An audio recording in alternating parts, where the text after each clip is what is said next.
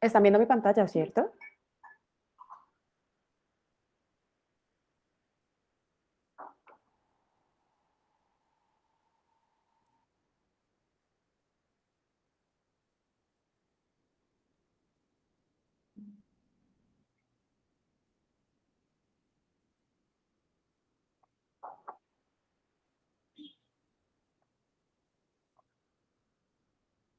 Bueno, siendo las 9:30 de la mañana de hoy, 31 de marzo del 2022, vamos a dar inicio a nuestra segunda conferencia del día de hoy, celebrando y cerrando nuestro mes del contador público con nuestra colega, amiga María del Mar Arciniegas. Voy a proceder a leer un resumen de su hoja de vida, la cual es indispensable que nos quede dentro de la grabación de hoy.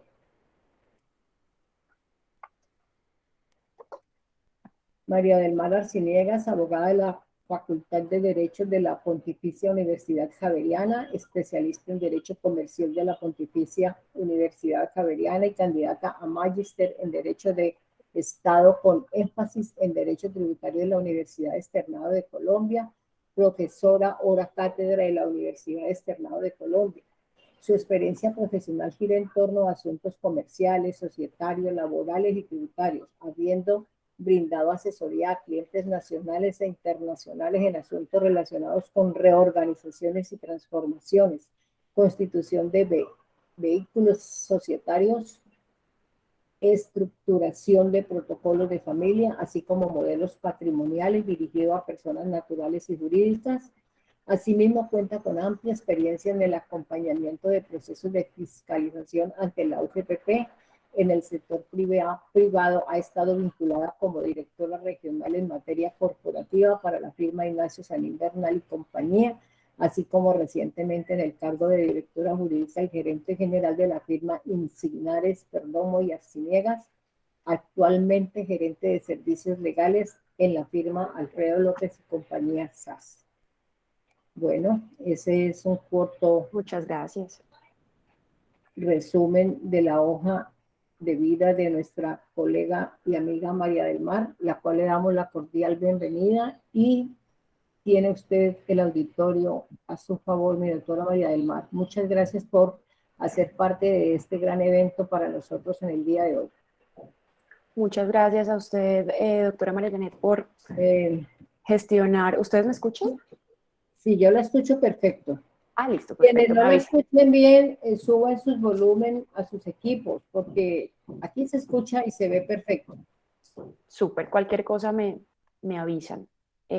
Doctora María Janet, le decía que muchas gracias por este espacio, por esta oportunidad de participar en este evento. Como pudieron escuchar, yo soy abogada, abogada corporativa, y lo que quise hacer hoy, más allá de traer conmigo normas y disposiciones jurídicas aplicables, creo que el espacio de tiempo nos permite dar un pincelazo un poco rápido, pero espero que práctico e interesante respecto de las alternativas que tenemos de gestión o, si se quiere, de planeación de patrimonios de familia. Estoy segura que muchos de los que están el día de hoy o asisten el día de hoy tienen dentro de su portafolio de clientes empresas, quiero decir, sociedades o entes no jurídicos conformados por personas que tienen un vínculo familiar, o tienen personas naturales que tienen vínculos familiares entre sí, y seguramente lo que vaya a contarles el día de hoy podría ser de utilidad para identificar necesidades y para ver posibles oportunidades de acompañamiento, y sobre todo para respaldar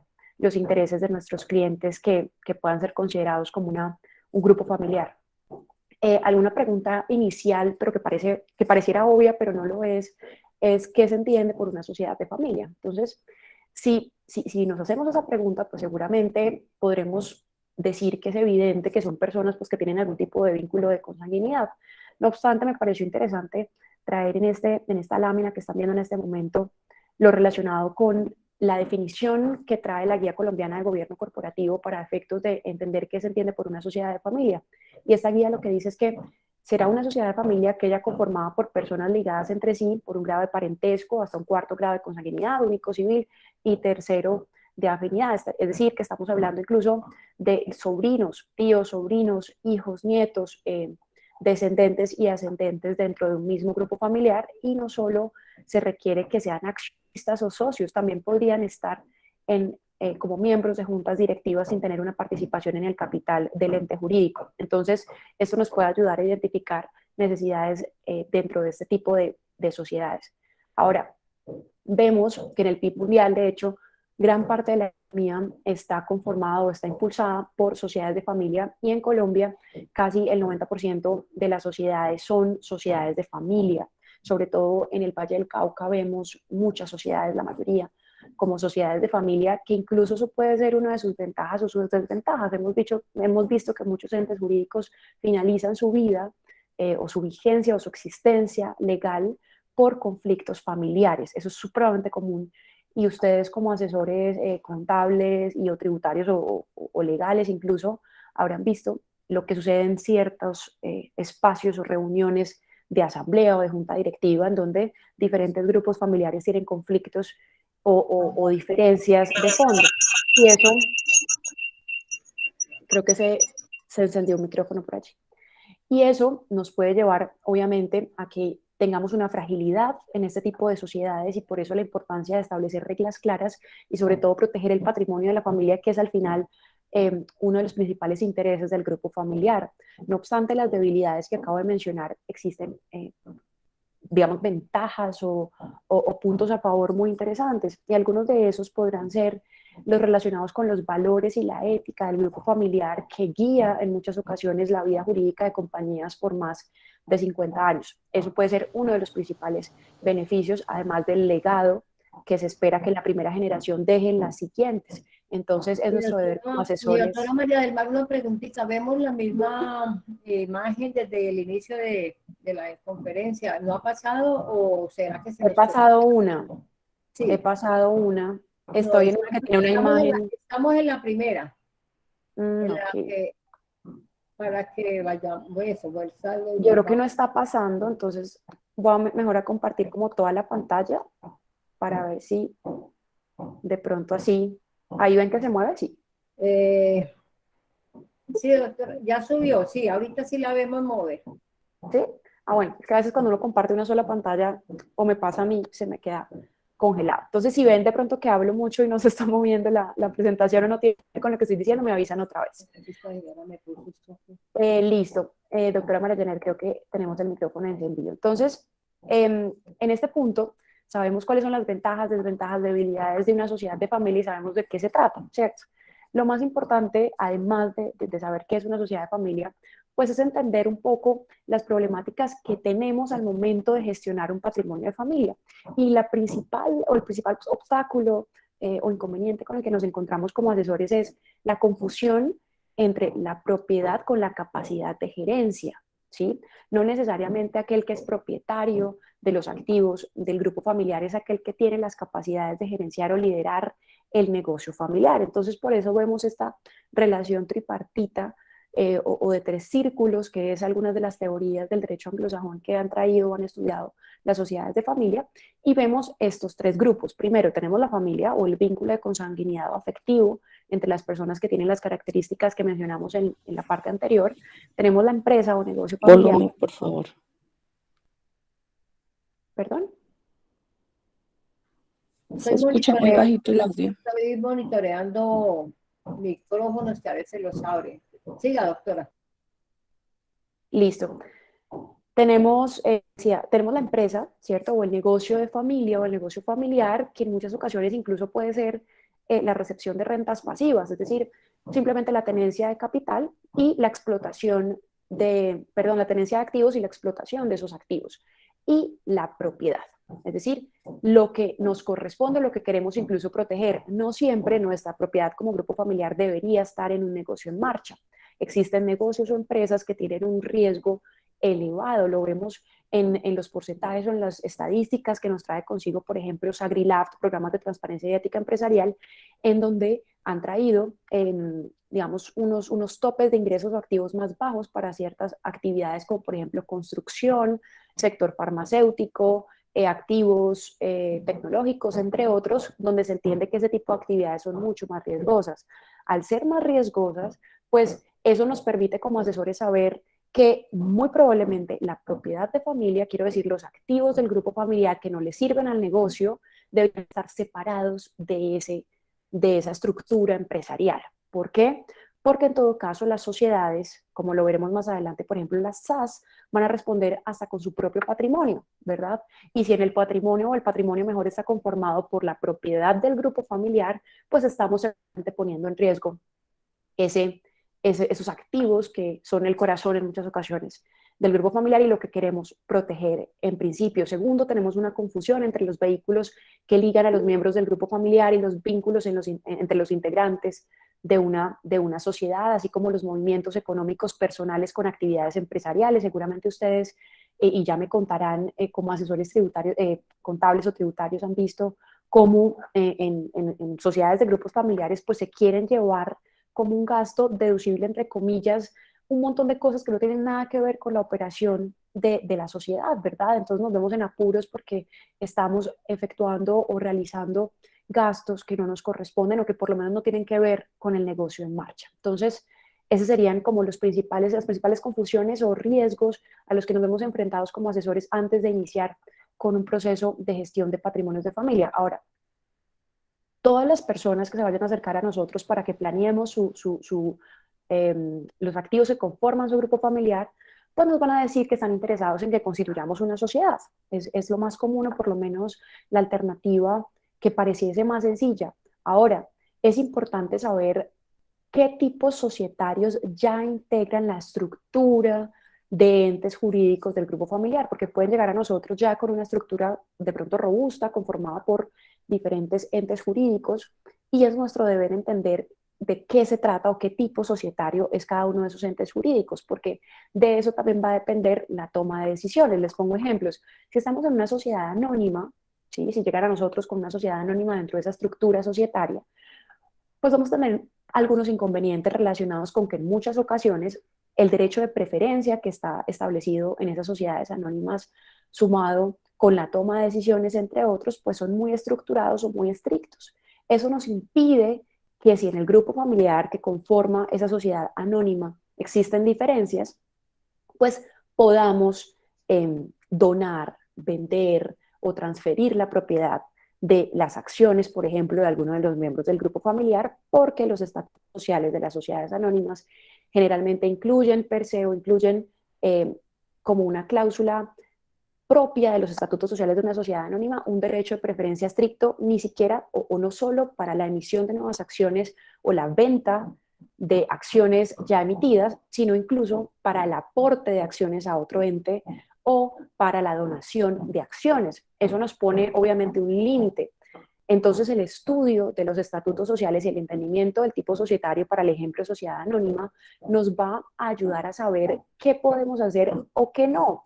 Y cuando digo de poder es qué debemos y qué no debemos hacer, porque de alguna u otra manera podemos vender o podemos donar las acciones de una sociedad anónima pasando por encima quizás del derecho de preferencia, pero ¿cuál es la consecuencia jurídica de tomar decisiones sin el entendimiento completo de los estatutos sociales? Pues la consecuencia jurídica principal es la ineficacia de ese acto de enajenación, y cuando hablo de enajenación es de cambio de propiedad de esas acciones, y por ineficaz entendemos que será nulo de pleno derecho y será un acto que se entiende por no efectuado. Entonces vamos a tener riesgos altos si tomamos decisiones sin el entendimiento del tipo societario del que se trata. Otro punto interesante es que si vamos a constituir un nuevo ente, pues debemos ver cuál es la responsabilidad que tienen los accionistas o los socios en ese tipo societario, porque no es lo mismo si estamos en una sociedad de responsabilidad limitada, ya lo veremos, como si estamos en una SAS. Entonces, si estamos en una sociedad anónima, por ejemplo, vamos a ver que la responsabilidad está limitada al aporte que efectúa el accionista a capital. No obstante, existen unas excepciones, y es que cuando estamos hablando de asuntos laborales, puede que los accionistas respondan con su propio patrimonio en una sociedad anónima. Eso es importante, tiene algunas excepciones en materia laboral. Si estamos en una sociedad de responsabilidad limitada, por ejemplo, más allá del número mínimo o máximo de socios en este caso, pues vamos a ver que la responsabilidad está limitada igualmente a los aportes que efectúa cada socio, pero tiene dos excepciones muy importantes y es excepciones de obligaciones fiscales y laborales. O sea, vamos a poder responder como socios de una sociedad de responsabilidad limitada con nuestro propio patrimonio si estamos frente a obligaciones fiscales y laborales que la sociedad con su capital no pudo pagar. Esto es indispensable, sobre todo si llegamos a un grupo familiar y vemos que tiene una sociedad de responsabilidad limitada que todavía es muy común. Seguramente será nuestro deber explicarles cuál es la responsabilidad a la que se ven enfrentados y la posibilidad de transformar esta sociedad en una sociedad por simplificadas, por ejemplo, que ya vamos a ver las ventajas. Puede pasar también, y hace parte de algunas estructuras de planeación, que se elija o se escoja más bien el tipo societario de una sociedad en comandita simple o una sociedad en comandita por acciones. Ustedes se preguntarán, pero ¿cuál es la razón que nosotros en el 2022, cuando más del 90% de las acciones de las sociedades en Colombia, perdón, son SAS, por qué hoy en día un asesor corporativo o tributario elegiría Se quedó congelada. Sí, es que quedó frenada un poquito el sonido, quedó como congelada. A ver si de pronto devuelve un poquitito hacia el último puntito que estaba informando. mencionando? Se quedó congelada un poquito Ok. Bueno. Ok, listo. Digamos que en todo caso tenemos, o recapitulando, cuál es la responsabilidad de los socios, aquí dice accionistas, pero realmente socios, de una sociedad de responsabilidad limitada. Ya vemos que tiene dos excepciones muy grandes y es obligaciones fiscales y obligaciones laborales, eso para que lo tengamos en cuenta. Decía después de eso que cuál es la razón por la cual en el 2022, por ejemplo, o en la actualidad, un asesor corporativo o tributario puede que elija una sociedad en comandita simple o en comandita por acciones, que son sociedades, me van a perdonar la expresión, pero como casi mandadas a recoger, o sea, sociedades que se han quedado obsoletas en el tiempo y ya vemos muy, muy pocas sociedades de este tipo. La razón es muy sencilla y es que este tipo de sociedades permite que los gestores, aquellos socios que tengan la calidad de gestores, no necesariamente deban participar en el capital. ¿Eso qué quiere decir? Que la primera generación, o quiero decir abuelos o padres, pueden tener la calidad de socios gestores sin participar en el capital, es decir, han donado o han entregado, si queremos decirlo así, la totalidad de su capital a la sociedad, por ejemplo, y luego las cuotas o las acciones que les son liberadas también son donadas a su vez a sus hijos o a sus descendientes. Ellos se quedan con capital igual a cero o con un patrimonio igual a cero mejor, y lo que hacen es controlar el ente jurídico, o sea, la sociedad en comandita simple o por acciones la controlan. ¿Y cómo la controlan? Pues la controlan por el único hecho de tener la calidad de socio gestor que no tiene que participar en el capital. Es decir, yo para ser socio gestor no tengo que tener una cuota ni tengo que tener una acción en la compañía. Eso hace que yo pueda controlar la misma.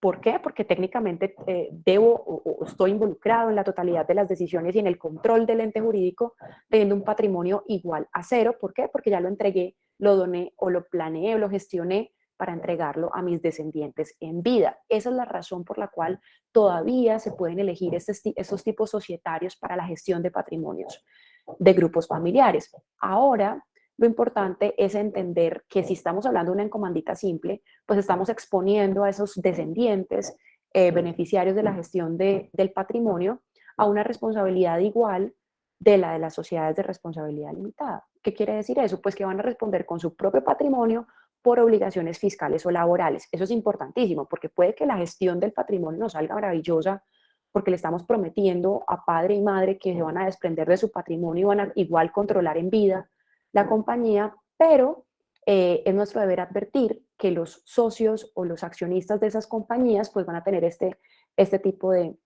responsabilidad. Ahora, si elegimos una sociedad en comandita por acciones, pues entonces vamos a asimilar la responsabilidad a la de las sociedades anónimas, que ya la vimos. Es una responsabilidad muy limitada a los aportes que ya realicé, pero voy a responder por deudas laborales en ciertas excepciones muy puntuales. Ahora, sociedades por acciones simplificadas, digamos que tenemos diferentes beneficios. Dentro de los más importantes es que son sociedades que pueden tener un único accionista, eso es interesante, Y por otro lado, tienen una limitación casi total a la responsabilidad de los accionistas en el sentido que jamás responderán con su propio patrimonio, ni siquiera respecto de obligaciones fiscales o laborales, excepto si se puede demostrar que la sociedad actuó en fraude o en detrimento de los intereses de un acreedor. Es decir, salvo que exista fraude a la ley, que en principio es un tipo penal que debe demostrarse. Entonces, si no existe fraude a la ley, si no hemos cometido fraude en una SAS, pues bajo ninguna circunstancia como accionistas deberemos responder con nuestro propio patrimonio, ni siquiera respecto a obligaciones fiscales y o laborales.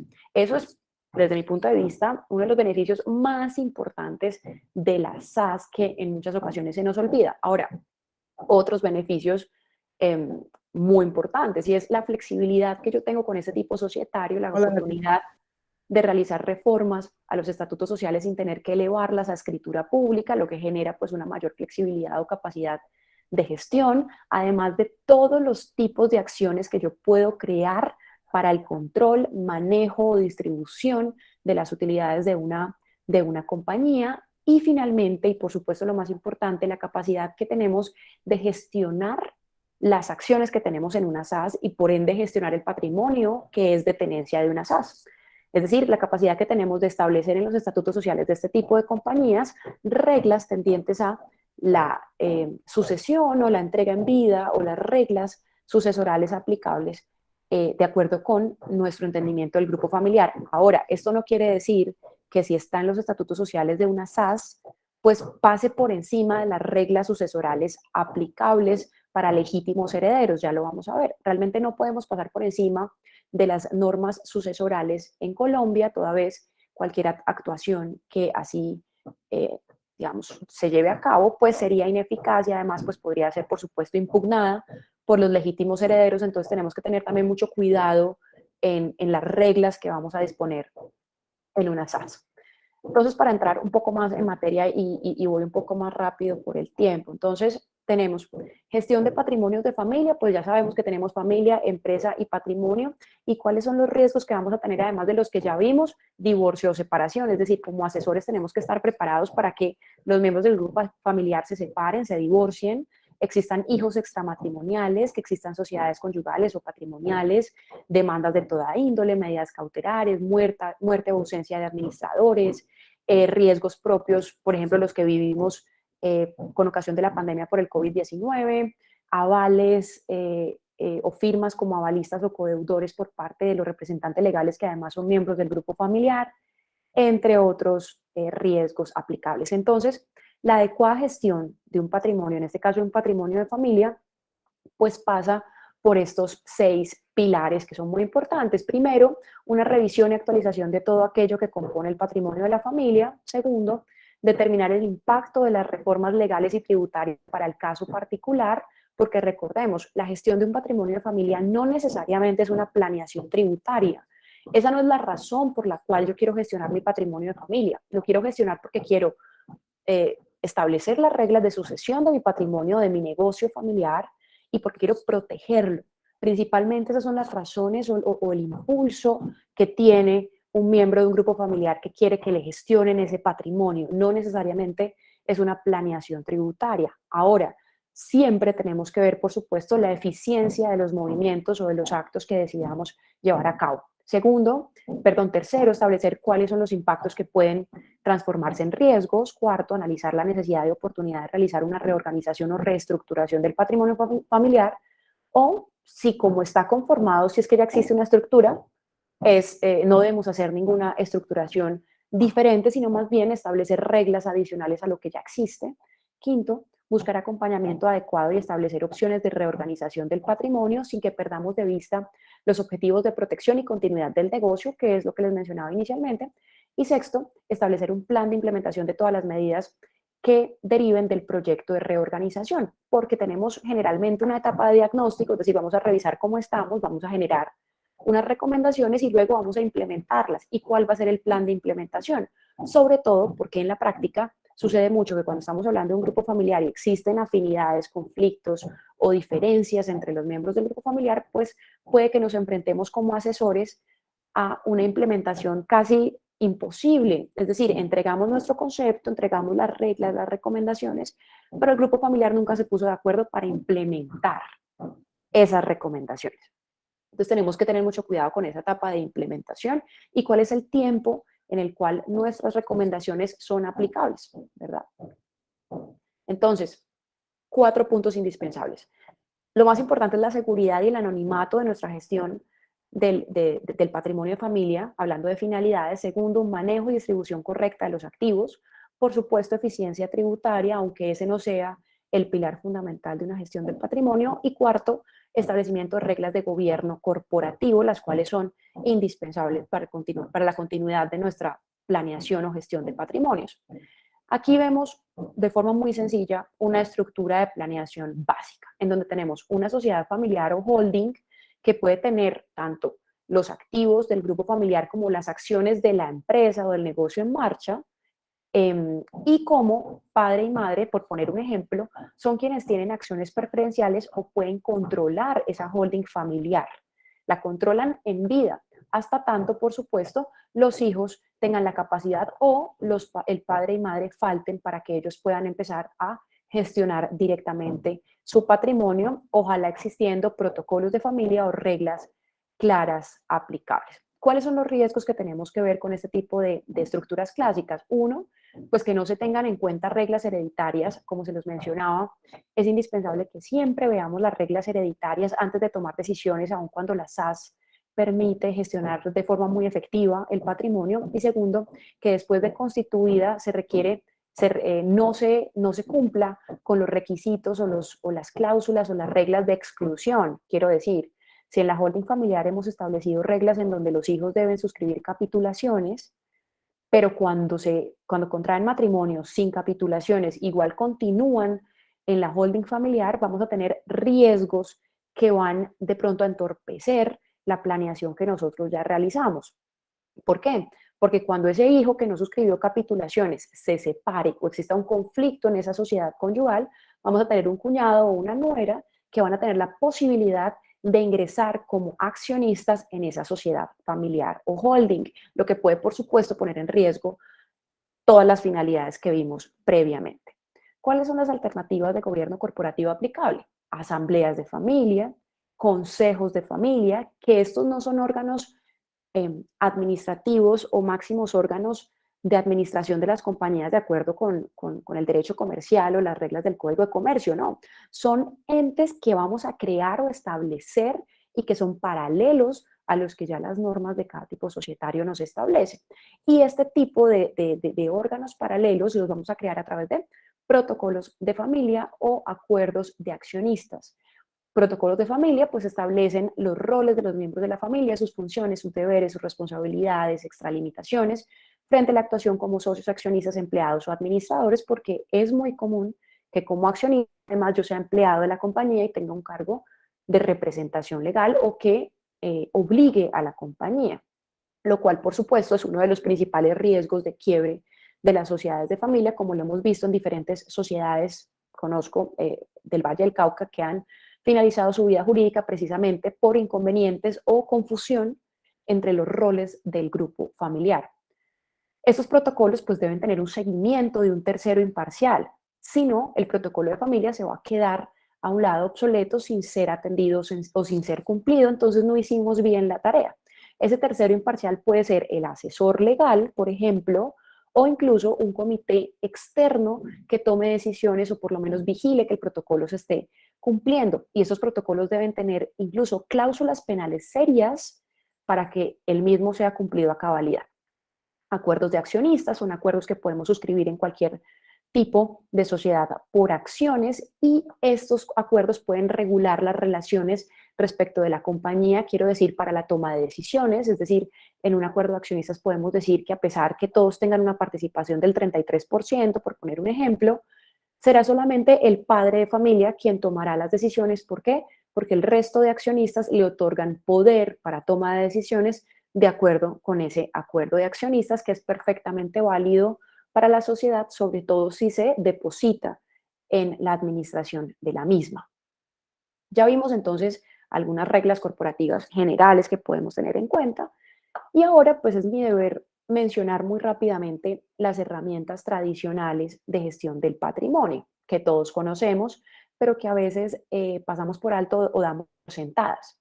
Asignaciones testamentarias. Cuando estamos hablando de testamentos, muchos de nuestros clientes van a decir, no me interesa, me parece terrible, eso no funciona, pero realmente las asignaciones testamentarias actualmente y con los cambios normativos aplicables a partir del 1 de enero de 2019, es una de las alternativas que mayor efectividad tiene.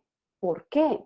Porque técnicamente, si yo realizo asignaciones testamentarias dentro de los límites de ley, no van a existir riesgos de impugnación por parte de legítimos herederos. O sea, no vamos a tener riesgos de nulidad de las decisiones que hayamos tomado en una SAS o hayamos tomado en una fiducia mercantil o civil. ¿Por qué? Porque estamos cumpliendo con las reglas sucesorales que son las que priman, o es el principal riesgo de un proceso de planeación o de gestión de patrimonios.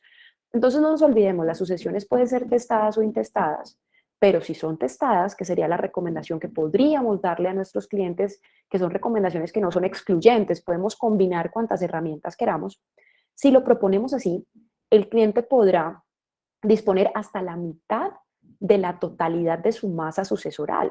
Antes, recordemos que era un 25%, entonces desde la ley 1934 del 2018 se amplía el porcentaje de la masa sucesoral del cual puedo disponer y podré disponer libremente, valga la redundancia, hasta el 50% de esa masa sucesoral.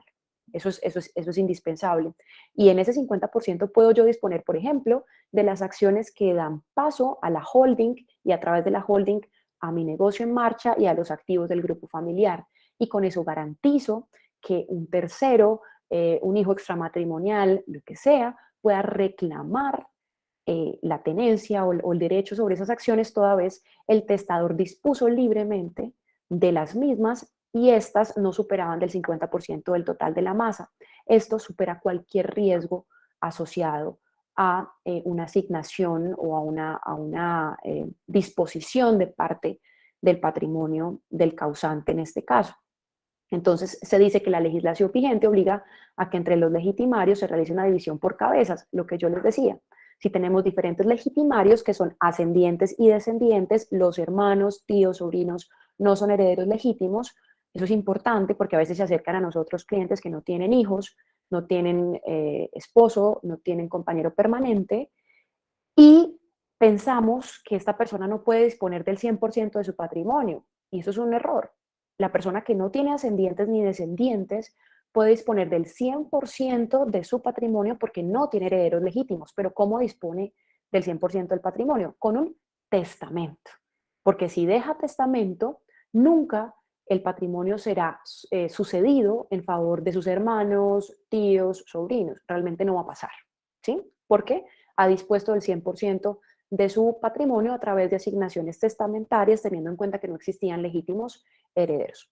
No nos olvidemos, obviamente, del impacto tributario. Se va a causar una ganancia ocasional a la tarifa general del 10% por herencia o legado, que va a agravar, por supuesto, esa asignación testamentaria. ¿Cuáles son los beneficios? Pues el cumplimiento de las asignaciones se deben cumplir en un 100%, se puede disponer hasta la mitad de los bienes, como los decíamos, y en principio los legitimarios no tendrían acciones porque la persona en vida dispuso correctamente del 50% de su patrimonio y no más.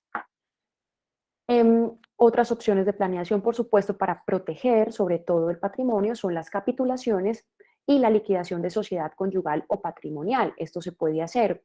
Y es importante, sobre todo cuando estamos hablando de compañeros permanentes, entender que desde el momento uno de convivencia, o antes de que inicie la convivencia mejor, esos compañeros permanentes deben suscribir capitulaciones patrimoniales. ¿Por qué?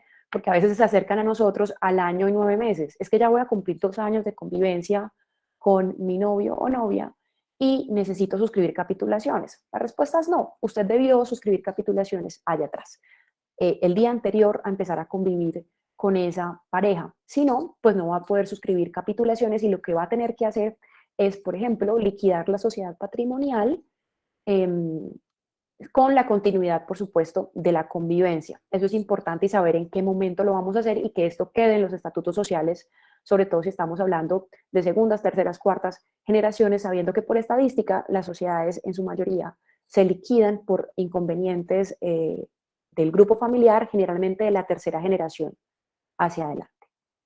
Fiducia mercantil, todos la conocemos perfectamente. Pienso que el único punto clave aquí es no olvidarnos del principio de transparencia fiscal. ¿Eso qué quiere decir?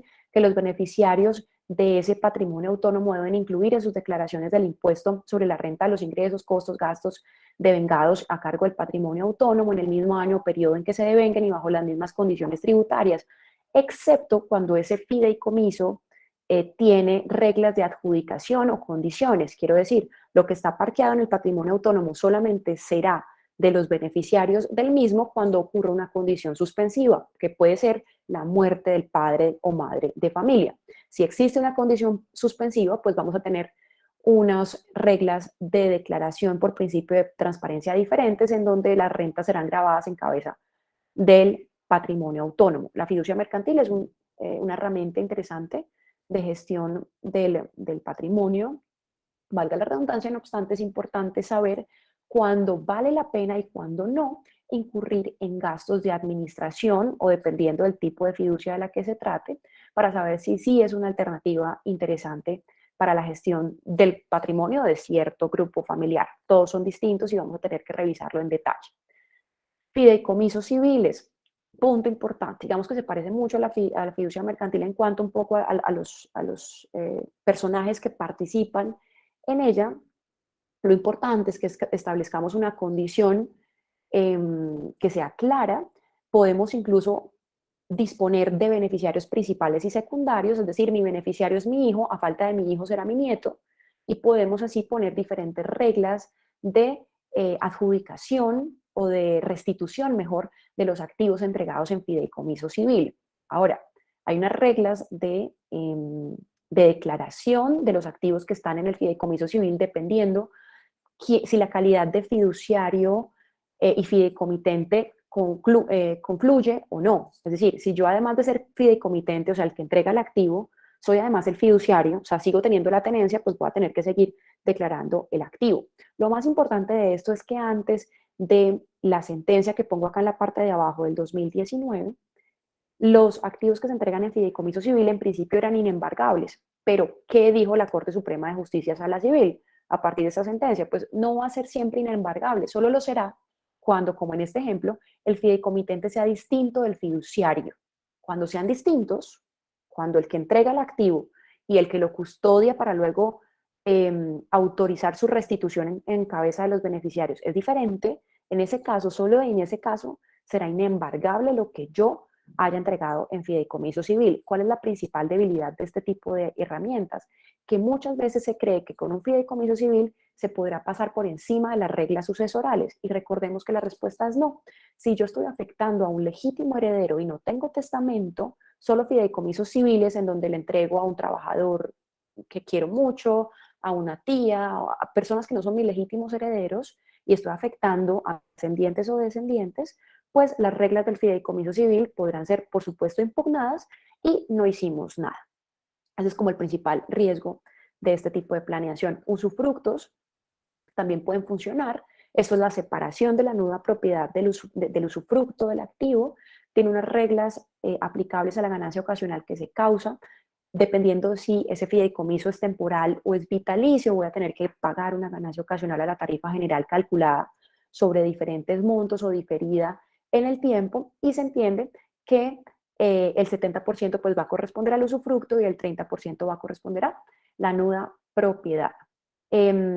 Dependiendo entonces del tipo de usufructo del que esté hablando, pues voy a tener en cuenta diferentes reglas tributarias aplicables para calcular el impacto que eso tendría. ¿Sí? En muchas ocasiones esto ocurre respecto de activos que, por ejemplo, son arrendados o son explotados por uno de nuestros descendientes, pero queremos evitar que este descendiente o esta persona de otra generación pues pueda vender o disponer de la propiedad de ese activo. Queremos garantizar tener la propiedad o el control de la propiedad del activo. Eso hace que podamos separar o nos parezca importante o conveniente separar estas dos calidades. Otras de las herramientas tradicionales sería entender la diferencia entre enajenación y donación de acciones, que seguramente todos los que estamos aquí las conocemos, y en principio pues es la diferencia respecto de la cual yo calculo o la diferencia respecto del cálculo de la base gravable sobre la cual se aplica el impuesto correspondiente. Para el ejemplo de la enajenación de acciones, estoy partiendo de la base que son acciones que se han tenido, o sea, de las que ha ejercido propiedad por más de 2 años para que esté grabado a la tarifa de la ganancia ocasional y no a la tarifa general del impuesto sobre la renta. Para el ejemplo, estamos grabando la donación y la enajenación con un impuesto a las ganancias ocasionales, la enajenación porque se graba así, porque para el ejemplo pues hemos tenido este activo por más de 2 años. ¿Cuál es la diferencia indispensable o crucial? Que si vamos a vender esas acciones, por ejemplo, vamos a tener que aplicar lo dicho por el artículo 90 del Estatuto Tributario, que ha cambiado pues, por 2 reformas previas, en donde voy a tener que tomar el patrimonio líquido o neto contable de la compañía, el número de acciones, voy a dividir estos 2 conceptos, voy a obtener el valor intrínseco, entonces, que para el ejemplo es de un poco más de 6.000 pesos, y a eso le voy a incrementar el 30%. Entonces voy a tener un valor mínimo de venta por acción, para el ejemplo, de 7.929 pesos, porque mi base gravable del impuesto a la ganancia ocasional va a ser el valor mínimo de venta de las acciones, de acuerdo con el artículo 90. Por tanto, pues voy a tener o a pagar un impuesto mucho mayor del que pagaría si donara las acciones. Cuando estoy hablando de donar, debemos ver esto con beneficio de inventario. Podremos donar solo y solo si esa donación tiene sustento jurídico suficiente, porque en muchas ocasiones la donación, sobre todo donación entre personas jurídicas, se puede entender como un abuso de las formas tributarias y nos pueden reclasificar la operación. O sea, habrá que ver, obviamente, cuándo podemos hacer una donación con el mínimo de riesgo, pero si tomáramos la decisión de llevar a cabo una donación de acciones en vez de su venta, pues vamos a calcular la ganancia ocasional ya no sobre ninguna regla de valor intrínseco o valor comercial, sino solamente sobre el costo fiscal de esas acciones, o sea, el costo que tenía para el donante. Aquí el que paga el impuesto también es distinto, en la donación lo va a pagar el donatario y en la enajenación lo va a pagar el vendedor respecto de la utilidad obtenida en la venta, más allá obviamente de la capacidad que tenga el comprador de justificar que contó con los ingresos para adquirir las acciones entregadas en venta, renta por comparación patrimonial. Bueno, aportes a sociedades, creo que es una de las herramientas que más utilizamos, el aporte a sociedades. ¿Por qué? Por la neutralidad fiscal que implica, de acuerdo con el artículo 319 del Estatuto Tributario, pues vamos a tener neutralidad fiscal de acuerdo con diferentes reglas específicas que siempre debemos establecer en el acta de capitalización y emisión de acciones. Esto es indispensable porque si no se establece o no se dispone en el reglamento de emisión y colocación, en la misma acta, pues no estaríamos declarando que nos acogemos a esa neutralidad fiscal y que por supuesto cumplimos con esas reglas, y en muchas ocasiones algunos procesos de fiscalización se han ido porque el acta no lo dice expresamente, entonces entienden esa operación como una venta, por ejemplo. Entonces es indispensable que guardemos esa neutralidad fiscal, por supuesto, y que dispongamos cuánto queremos enviar o imputar al capital de la sociedad y cuánto queremos imputar en colocación de acciones para decidir cuántas acciones emitimos. En muchas ocasiones podemos realizar un aporte elevado, sobre todo padres y madres, pero liberar una única acción y que esa única acción, por ejemplo, sea una acción preferente, una acción tipo oro, platino, la que queramos, que tenga la capacidad de controlar económica y políticamente a la sociedad.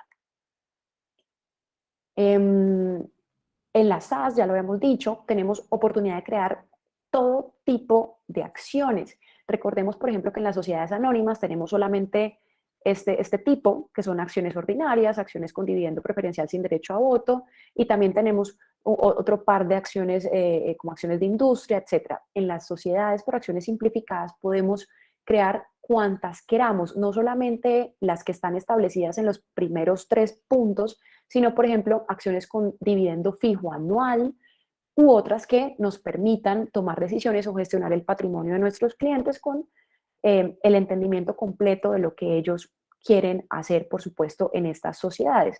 Eso nos va a permitir el mantenimiento de control, ¿cierto? ¿Por qué? Porque vamos, por ejemplo, a poder otorgar a padres fundadores, tomadores de decisión o primera generación, acciones, por ejemplo, clase A, tipo oro, como queramos denominarla, en donde la participación en el capital es del 1%, pero se otorgan derechos políticos del 99% y derechos económicos del 99%. Eso quiere decir pues que esta persona en vida va a poder controlar las SAS y sobre todo lucrarse de la misma casi en un 100%. ¿Por qué no el 100%? Porque la Superintendencia de Sociedades ha prohibido que se reconozcan derechos absolutos a personas que no tienen una participación igual en el capital. Entonces, por eso estamos hablando del 9% más o menos, y esa persona va a poder controlar políticamente y va a poder lucrarse casi en un 100% de los dividendos, o mejor, las utilidades decretadas en calidad de dividendos de esa compañía en vida. Cuando falte, es ahí donde vienen las reglas que podemos establecer en una SAS, que esa acción clase A se va a convertir en una acción ordinaria y va a ser de propiedad de estas y estas y estas y estas personas. ¿Sí? ¿Por qué? Por disposición estatutaria. Siempre respetando, por favor, los límites hereditarios aplicables. Algo que siempre tenemos que tener en cuenta, y las personas que tengan como profesión ser contadores y que estén aquí con nosotros, pues van a saber las implicaciones, por ejemplo, de que exista situación de control o grupo empresarial para efectos de consolidación de estados financieros y el cumplimiento de otras obligaciones formales aplicables. Miren que todo lo que estamos haciendo anteriormente en materia corporativa o societaria van a implicar que una persona o varias controlen la compañía aun cuando no tengan la mayoría o el 50% más del capital de la sociedad. Para la Superintendencia de Sociedades, si una persona tiene la capacidad de emitir los votos suficientes para mayorías, la va a controlar, independientemente que tengan el capital el 1%.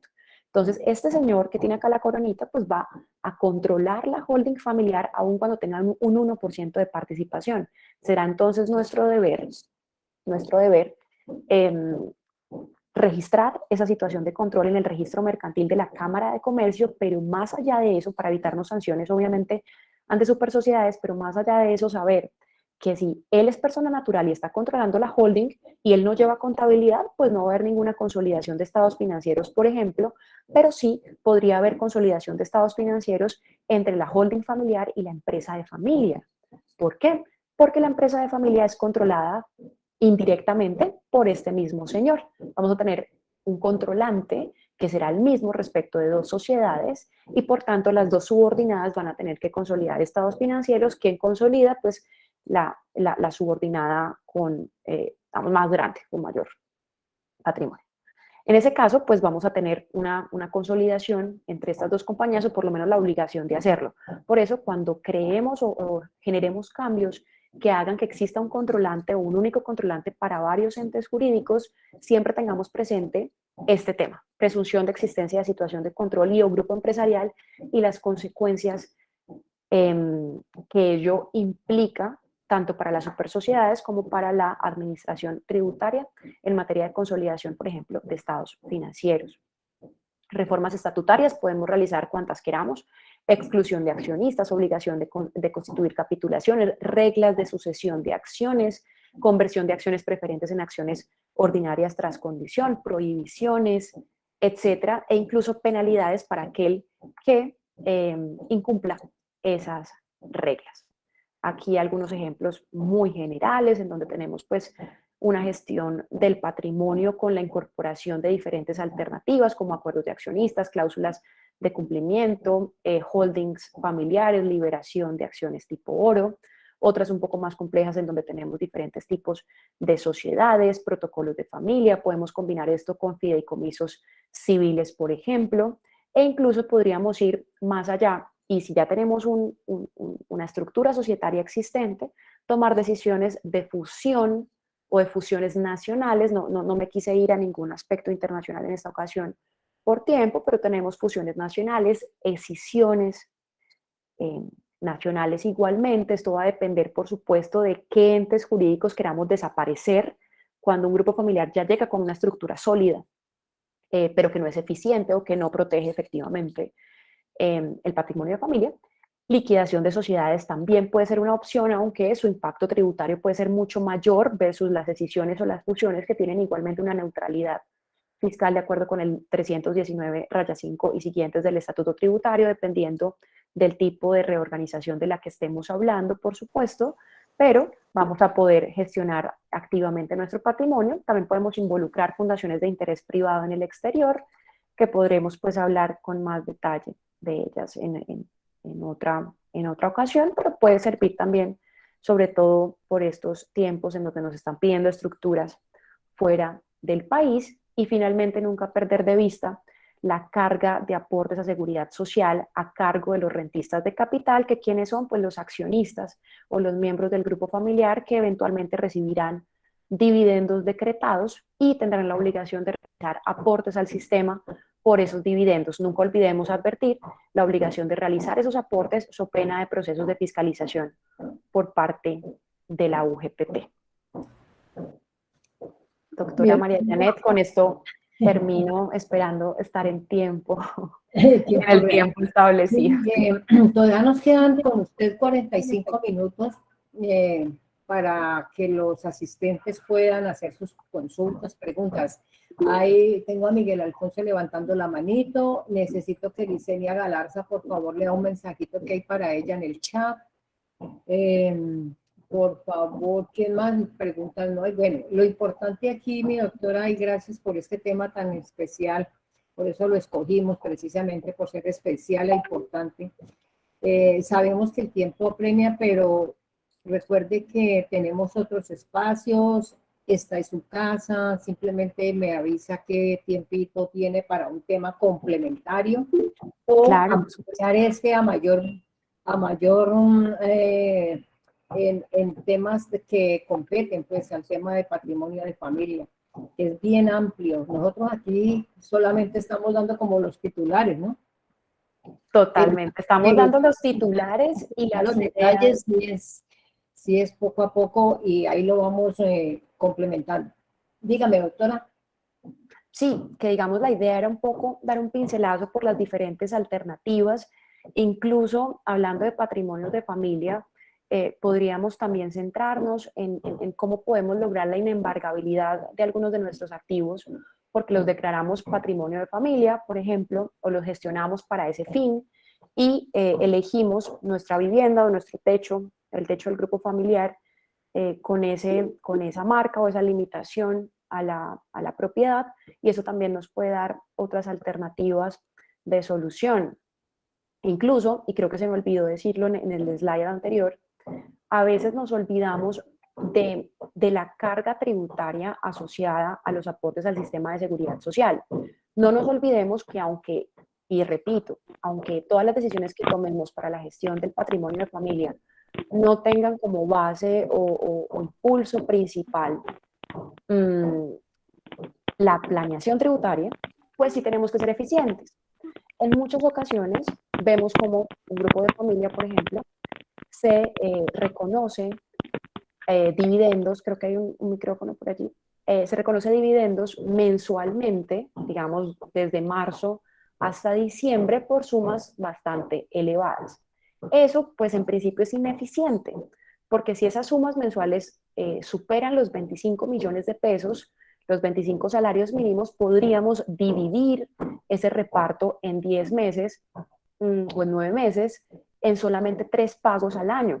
Puede ayudar a que estas personas rentistas de capital pues no tengan que realizar aportes o tengan que generar 10 planillas con bases de 25 salarios mínimos, lo que son más o menos unos 6 millones de pesos mensuales, sino que puedan simplemente recibir esos dividendos en 3 mensualidades, quiero decir marzo, no sé, septiembre y diciembre, y eso puede disminuir el valor a pagar total anual por aportes al sistema de seguridad social, porque solamente vamos a tener que generar 3 planillas con una base de 25 salarios mínimos, y con eso, pues por supuesto, generar una opción de eficiencia, porque acordémonos que los aportes o las contribuciones mejor al sistema de seguridad social son contribuciones que se entienden fiscales o parafiscales, es decir, están regladas por las normas tributarias como si estuviésemos hablando de tasas, de impuestos o de cualquier otro tributo al que queramos hacer mención.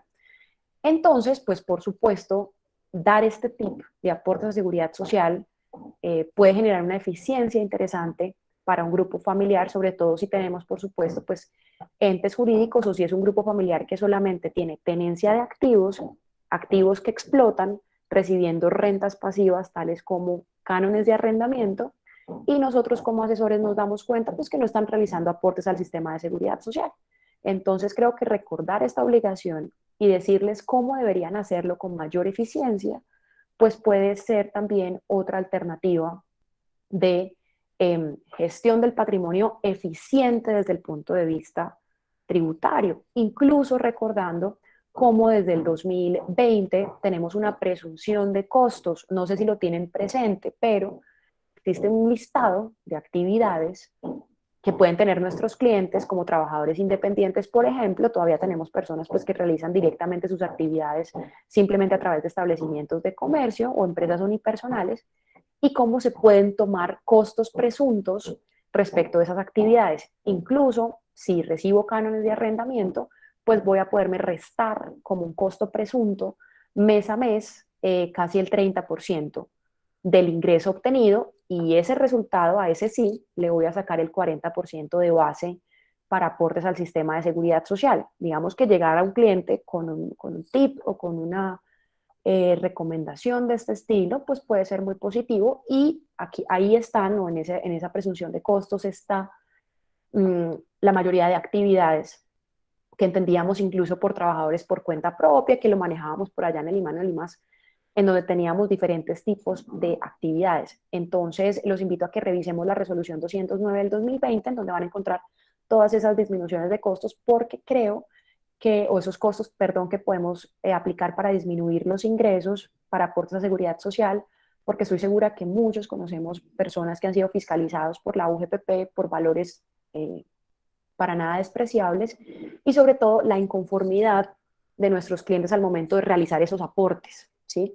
La inconformidad generalizada que todavía existe para efectuar esos aportes. Doctora María del Mar, gracias por esa aclaración y ampliación al tema. Miguel Alfonso, puedes abrir el micrófono, tener la manito levantadita, pero te puse ahí en espera, qué pena.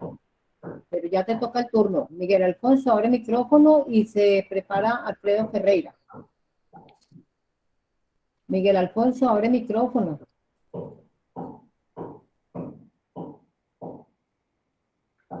Bueno, mientras Miguel Alfonso se reporta, Alfredo, Aquí estoy. Alfredo, buenos días. ¿De qué ciudad te reportas? Muy buenos días de la ciudad de Cali. Ah, bueno. Muy bien, Buenos bienvenido. días, ¿cómo estás? Bien, gracias. Tengo una duda, y si ese tema quedó aclarado en la conferencia, le ofrezco disculpas. Pero tengo en este momento una duda. Los dos padres, que son quienes controlan el patrimonio familiar, tienen hijos, y una parte de los hijos son solo de él y una parte son de ella. Me refiero a que una parte de los hijos no son de ella y otra parte no son de él. Sí. Perdón, los dos padres no, sí, los dos padres. Y Tienen sus hijos y no tienen hijos conjuntos, queremos decir. no tienen hijos comunes, no tienen hijos a los dos, que son de los dos, sí, exactamente. ¿De qué forma puede la pareja, si está de acuerdo en hacerlo, garantizar en una eventual muerte de uno de los dos o de los dos padres la distribución equitativa de todo el patrimonio entre los hijos, para que no haya disputas con respecto a que lo que pasa es que el 50% es de mi papá y resulta que la hija del papá es una sola, en cambio la hija de la mamá son 4? Y eso termina volviéndose en una distribución que seguramente se ajusta a la ley, pero que no es lo que pretenden los padres. Los padres quieren que la distribución sea en partes iguales entre todos los 4 o entre todos los 5, indistintamente de que uno solo sea de uno y los otros 3 o 4 sean del otro.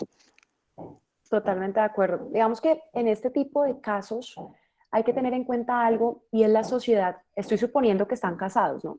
Estoy suponiendo que padre y madre tienen una sociedad conyugal vigente. Sí, están casados, tienen con su sociedad conyugal, están casados, exactamente. Exactamente. Ese es el principal obstáculo. ¿Por qué? Porque cuando uno de ellos fallezca, que no necesariamente van a fallecer de manera concomitante, cosa que es un poco extraño, pero en principio pues pueden fallecer en momentos distintos. Si eso es así, pues el 50% del patrimonio de uno u otro va a pertenecer a su cónyuge supérstite, es decir, al esposo vivo. Eso quiere decir que los hijos del fallecido, que no son hijos de la que quedase viva, pues van a sentir que solamente accedieron al 50% del patrimonio de su padre o de su madre, y que entonces, con base en ello, pues los hijos de la que quedase viva van a acceder a una mayor participación en el patrimonio conjunto ahora de la o esposo supérstite. O sea, este es el primer obstáculo. Discúlpeme, yo le digo algo, pero podría ser al revés. Resulta que el hijo del fallecido es uno solo y los hijos de la cónyuge supérstite son 4. El uno solo se queda con el 50%, mientras que en una eventual muerte de la cónyuge supérstite, los hijos de la cónyuge supérstite se tienen que repartir el 50%, que es lo que no se pretende. Lo que se pretende es que sea en cualquier eventualidad en parte iguales. Exactamente. ¿Cómo se puede repartir este patrimonio de forma equitativa? Es ahí donde los entes jurídicos pueden ser, digamos, la herramienta más adecuada, o incluso los fideicomisos mercantiles. ¿Por qué? Porque técnicamente yo voy a poder establecer reglas que equiparen la participación de todos a través de participaciones, valga la redundancia, diferentes en la sociedad. Hablemos en este caso de la holding familiar o del patrimonio autónomo. Vamos a tener beneficiarios con diferentes participaciones, en donde el hijo único, para el ejemplo, del fallecido, para el ejemplo, pues tenga una participación menor en el patrimonio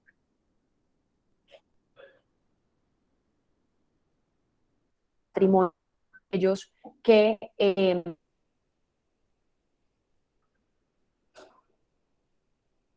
son hijos o son más. Mi doctora María del Mar, Millones. se le va la voz y queda congelada. ¿Qué será? Baja ¿Sí? conexión, la conexión deficiente. ¿Todos me están allá. escuchando igual? Vamos a ver. En este momentico la estamos escuchando bien, pero sí, pero en estos momenticos la estamos escuchando bien, pero es para saber si de pronto.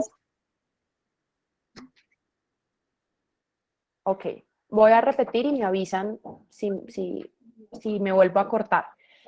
Entonces les decía, las alternativas principalmente serían establecer un ente jurídico o un patrimonio autónomo a través del cual yo pueda repartir la participación en ese ente que tiene la tenencia de la totalidad de los activos.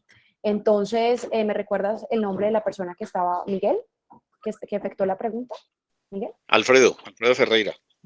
Alfredo, perdóname, quise ser la anterior persona, Alfredo. Entonces, en esa participación distinta, en donde los padres van a tener que aportar la totalidad de su patrimonio a una sociedad o a un ente jurídico, vamos a poder dividir la participación en el capital de esa sociedad o los beneficios fiduciarios en un fideicomiso mercantil en partes iguales, ¿correcto? Y vamos a poder establecer condiciones en donde cuando falte uno u otro, quizás el vivo va a acceder temporalmente a esas acciones del que haya faltado, o sea, vamos a pasar las acciones del que falte, no a su hijo o a sus hijos, sino al que quedase vivo, y cuando este falte las vamos a repartir en partes iguales en los hijos de uno y otro. Quiero decir, reglas en estatutos sociales, en acuerdos de accionistas o en documentos paralelos o protocolos de familia, o reglas de beneficiarios de un patrimonio autónomo que cumplan con esas condiciones para el ejemplo, Alfredo. No sé si con eso puedo brindar una de tantas herramientas que podrían servir en ese caso. Excelente, muchas gracias. Con muchísimo gusto. Gracias, Alfredo, por participar. No sé si Miguel Alfonso ya haya arreglado su tema de micrófono, que pueda participar. ¿Y quién más desea levantar la manito para hacerle la consulta en los minutos que nos quedan? Nos quedan unos minuticos todavía con la doctora María del Mar, y recordándoles pues que a las 11 de la mañana tenemos el otro evento académico con el doctor Rafael Alejandro López de Venezuela. Para reducir las necesidades financieras necesitamos gestionar las necesidades operativas de fondos. Muy buen tema. Tiene que ver con pandemia. Muy interesante. Cómo mal manejo. Sí. Sí. Muy interesante. Entonces, recordándoles pues que cada conferencia en el día de hoy tiene su propio link de ingreso, todas quedan grabadas, todas quedan subidas al canal de YouTube.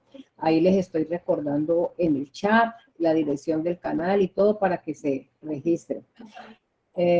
Bueno, ¿quién más? Miguel Alfonso nada. María Cindy. María Cindy, ¿puedes abrir el micrófono? Buenos días. María Cindy, ¿cómo Buenos estás? días, Cindy. ¿En qué ciudad estás? Bogotá. Ok. Mi pregunta es esta. Dado el caso de, estamos hablando del patrimonio, y el patrimonio está constituido por una serie de almacenes en el cual hicieron unas SAS, y la otra mitad del patrimonio está constituido por unas fincas y unos inmuebles de gran consideración, más o menos un patrimonio de 3.000 millones de pesos. En este caso, cuando hay hijos extramatrimoniales en los cuales estos hijos no son reconocidos, bautizados, pero desde hace 20 años no se hablaban. ¿Por qué? Pues por cuestiones de amenazas de los otros hijos a acercarse, a seguir entablando una amistad con el padre, que es el dueño de todo, ¿no? En este caso, ¿cómo hace estas personas que quedaron por fuera y que en este momento se detecta de que los almacenes, o bueno, las AS, porque esos están constituidos como están todas las almacenes, que estaban a nombre de esta persona que falleció y que era supuestamente analfabeta, es una persona que le surgió la herencia a él por negocios, pero no tuvo ningún conocimiento, inclusive no sabía firmar. Esto fue delegado por los otros hijos del matrimonio, ¿sí? Y en los cuales los administró durante todos estos 20 años. El señor se puso mal los últimos 2 años de pandemia y falleció. En este caso, nunca fueron llamados los otros hijos, pero tenían conocimiento y nunca fueron llamados y se repartieron, hicieron unas capitulaciones de transferir los almacenes a cada uno de los hijos matrimoniales y los otros los dejaron por fuera. En este caso, ¿cómo pueden luchar estas personas por su parte de participación, tanto en las SAS, que son los almacenes, y tanto en el patrimonio que tienen, que tenía pues el padre de ellos, de él? Pues, hubo un tiempo que él vivió con ellos, tuvo una larga amistad, pero después surgieron una serie de problemas entre familias y fueron desplazados prácticamente por amenazas. Entonces, ellos De acuerdo, se digamos hicieron que a un lado, sí, sí, no, se hicieron es a un claro. lado, sí, se Ujú. hicieron a un lado, pero en el momento ahorita de que él murió, las almacenes, las participaciones y todos eso, los almacenes que están en Bogotá, todos, y las fincas que están fuera de Bogotá, están en este momento de terceros. Ujú. Digamos que aquí hay varios problemas, por no decir muchos, Sí, señora. pero finalmente lo importante o lo más interesante del caso es cómo, por ejemplo, voy a poner un ejemplo, el padre que fallece, pues quizás haya gestionado el patrimonio, haya hecho lo que está por aquí incluso, ¿cierto? Entonces haya dicho, no, tengo una sociedad con los inmuebles y las fincas y tengo otra sociedad con los almacenes y en ninguna de las dos van a participar los hijos con los que yo no me hablo porque me parece que no deberían en principio tener derecho a mi herencia porque pues no tengo ninguna relación con ellos, sino que tengo relación con mi último núcleo familiar. ¿Sí? Esa es una gestión del patrimonio donde si él no dejó un testamento, por ejemplo, eso no lo sé, pero si no hubiera dejado un testamento, pues en principio esos legítimos herederos tendrían toda la facultad de concluir que el 50% de la totalidad, o por lo menos por cabezas, el 50% de la totalidad del patrimonio del padre, pues les corresponde en los porcentajes aplicables al número de hijos totales, suponiendo que el padre que falleció tenía una cónyuge o una esposa, estoy suponiendo eso.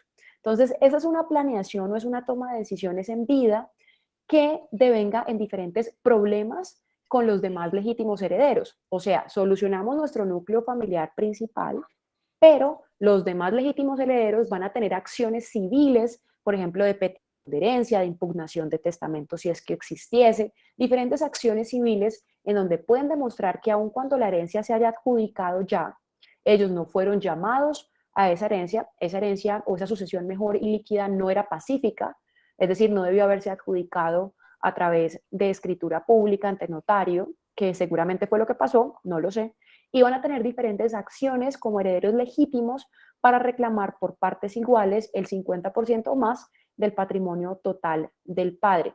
Para ese efecto, pues hay que revisar diferentes cosas.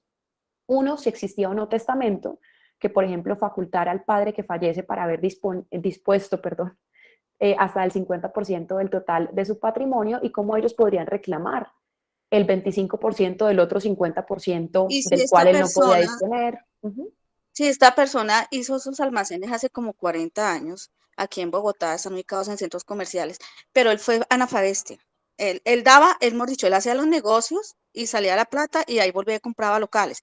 Pero él no, mejor dicho, él no tuvo ningún grado de primaria, él inclusive no sabía firmar, ¿sí? Y en los últimos años él padeció enfermedades pulmonares y pues también le dio COVID.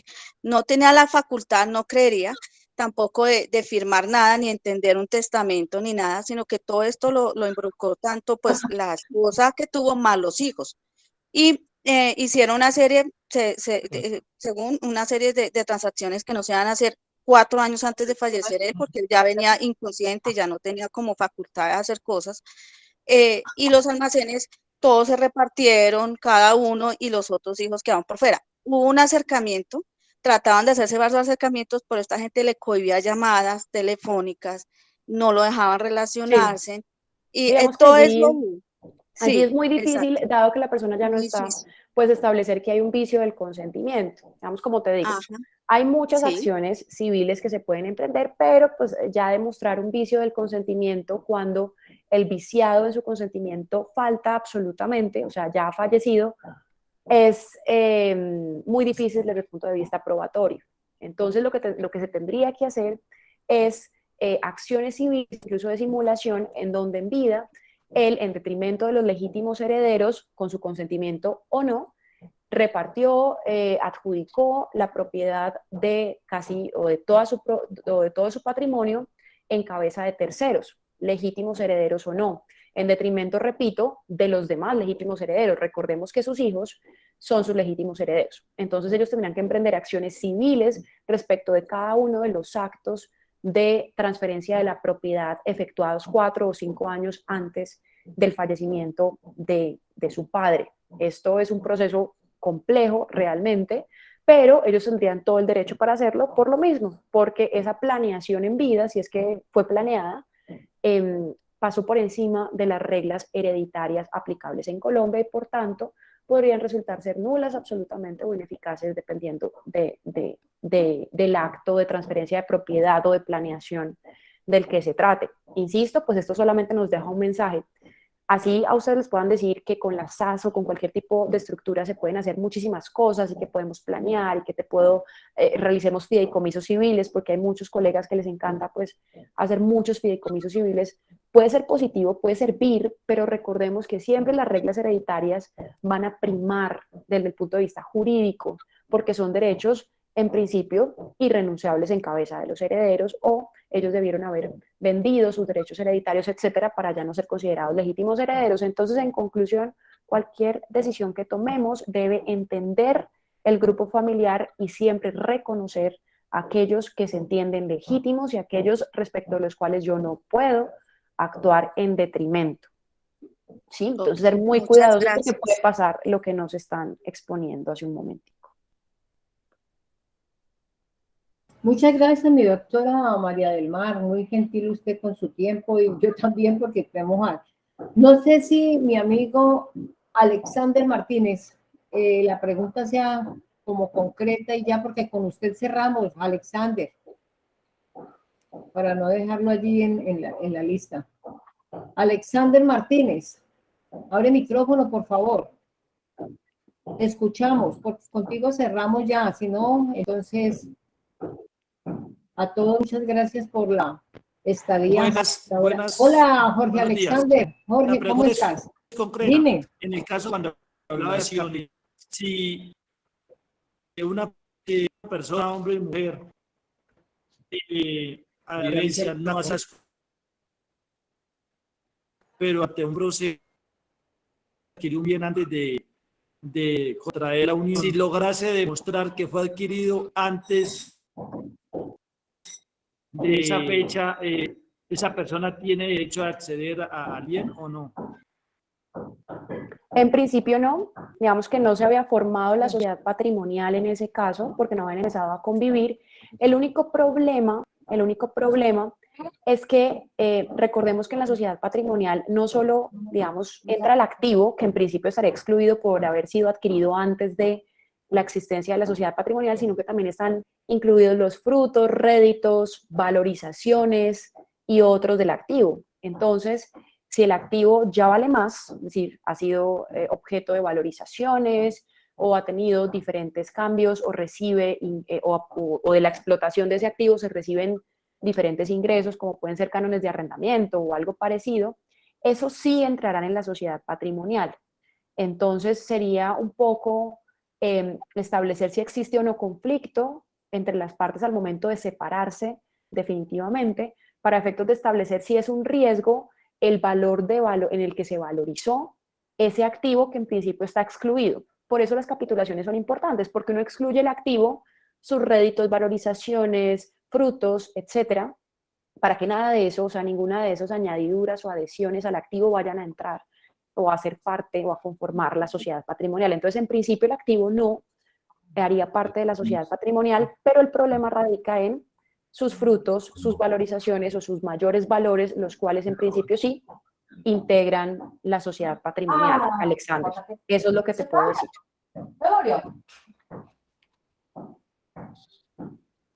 Hola, ¿me escuchas? Muchas gracias. Por favor, colabórenme con los micrófonos. Gracias, Jorge Alexander, por participar. Con mucho gusto. Bueno, con hemos mucho llegado gusto, Alexander. al final de nuestra segunda conferencia de hoy y a las 11 nos vemos en la tercera. Gracias, doctora.